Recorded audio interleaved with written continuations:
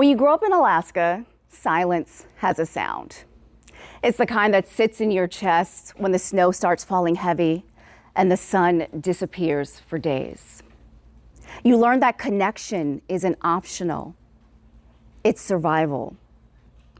And that in survival, silence becomes a lifeline, or stories become a lifeline. A good story could melt the distance between people. It can pull neighbors out of isolation and remind us that even in the coldest of places, we still belong to each other. In Alaska, storytelling wasn't just how we passed the time. It's how we stayed connected when the world felt so far away. Stories were our window into the world, a way to see beyond the snow, beyond the distance, beyond the darkness. And maybe that's why I became a journalist, because stories have always been my window into the world, helping others see what I see and feel what I feel. And that's what I love about storytelling, right? It doesn't just connect us, it changes us. It shapes perception, shifts perspective, and it reminds us what it means to be human. Storytelling is one of the oldest forms of power that we have. Long before podcasts, before social media, right? It was how we passed on wisdom and history and identity. Stories remind us that our pain isn't wasted, that our joy isn't isolated, and that our truth, no matter how small, it matters. And when we tell our stories, something extraordinary happens. We invite others to see themselves inside of us. Because stories don't just live in books or on screens. They live in people, in moments, in communities like this. Let me show you how that looks in Altadena. There's the mother who stands in front of what used to be her home. The air still smells like smoke. Her shoes crunch over what was once her living room. And somewhere beneath the ashes are the remains of her son, a military vet. And now every trace of him is gone. All she has left are the stories. The stories of his first birthday when he smiled after the cake collapsed.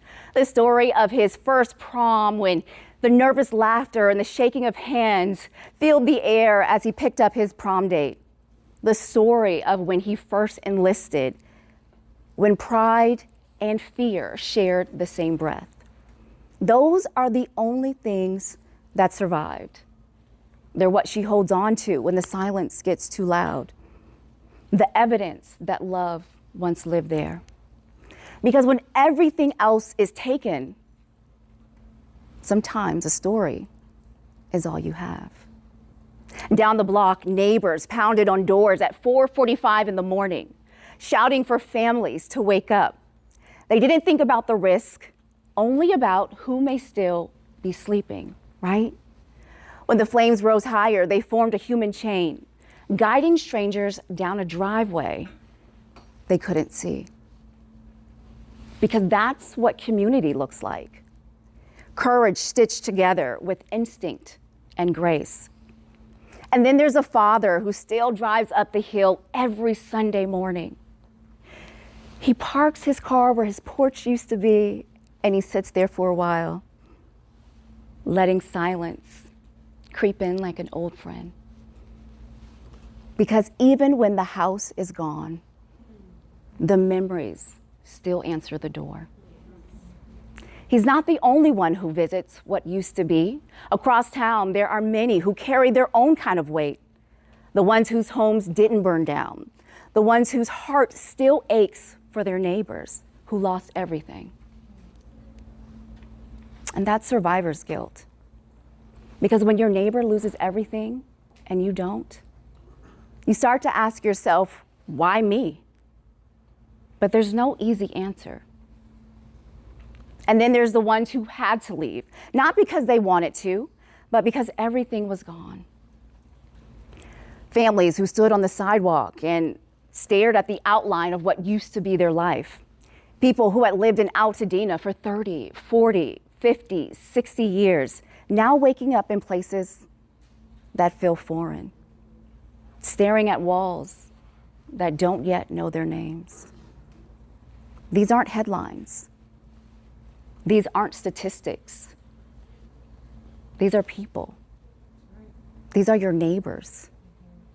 People whose stories are stitched into the very fabric of this place, each one a thread refusing to be forgotten. And if just for a moment you felt something, a tightening in your chest, a lump in your throat, if you saw yourself, your neighbor, your own memories inside of theirs, that is the power of storytelling. Because a story can do what numbers never will. It makes us feel. It turns loss into legacy, tragedy into truth. It reminds us that behind every story, there is love. And love, when told, never dies. And that's the thing about stories. They don't just help us remember what was lost. They help us rebuild what remains. They become a blueprint on how to rebuild and to move forward together. Storytelling is how survival becomes legacy, how a community makes sure that what tried to break it becomes the very thing that rebuilds it.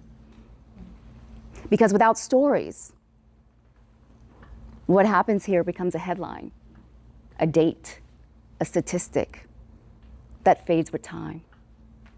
But when you tell it, when you speak it, it becomes history with a heartbeat, a way to find your way back home and back to each other. That's why I tell stories, not to report a tragedy, but to protect the truth, to remind people that behind every image, there's a life. Behind every loss, there's a love. When I began to Altadena with love, I thought I was documenting a tragedy. But what I discovered was something much, much deeper. A community steadfast in strength, refusing to be defined by what it lost. Altadena is not just a place on a map. It's a pulse that keeps beating. It's what happens when people choose love over loss and story over silence. Your stories, every last one of them, are the proof. They remind the world that home is more than a structure, that even after the ashes, something powerful remains. But here's the truth. Your story isn't just about the past. It's a tool for change. Your story can inform, inspire, and ignite action. It can open hearts, shift systems, and bring visibility where that silence once lived. There are so many people who still don't know what's happening here, who think the storm is over, when for some, it's just beginning. When you share your truth, you help others see you, understand you, and stand with you. That is the power of storytelling. It's not just healing, it's transformative. It turns pain into purpose and reminds the world that behind every number, there's a name. So tell your story. Tell it loud, tell it proud, and tell it without apology, because it has power, it has purpose, and it brings to life what statistics can never do. And that's what this has always been for me. Not a project, not a talk, but a promise. A promise to never stop seeing you, to never stop telling the truth about what happened here and what is still happening, to keep holding space for the voices that built this community, that will rebuild this community. Because your story is power. It's history. It's hope. It's how we build what comes next. When you tell it and you own it, you light the way forward for all of us.